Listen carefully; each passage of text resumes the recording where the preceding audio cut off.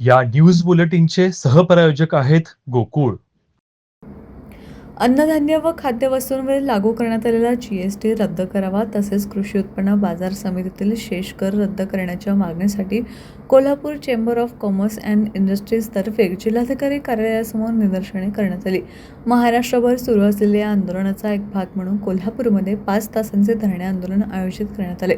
या आंदोलनात कोल्हापूर जिल्हा चेंबरचे 100 रुपये विभागाचे अध्यक्ष संजय शेट्टी, कोल्हापूर ग्रामीण असोसिएशनचे अध्यक्ष संजय पारीख, तसेच प्रशांत शिंदे, माजी अध्यक्ष प्रदीपभाई कपुरिया, विजय पवार, अविनाश पुढे, संजय पाटील, वैभव सांगोळेकर, अरुण सावंत, भरद्वाज ओसवाल, अनिल धडा यांसह विविध संस्थांचे पदाधिकारी व सदस्य मोठ्या संख्येने उपस्थित होते.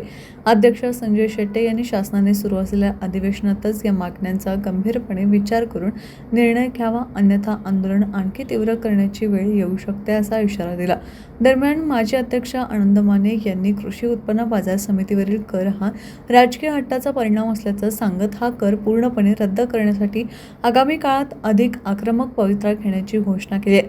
कोल्हापूरच्या व्यापार वर्गाला दिलासा मिळावा आणि अन्नधान्यावरील कारभार कमी व्हावा यासाठी हे आंदोलन होत असल्याचं या आयोजकांनी स्पष्ट केलंय.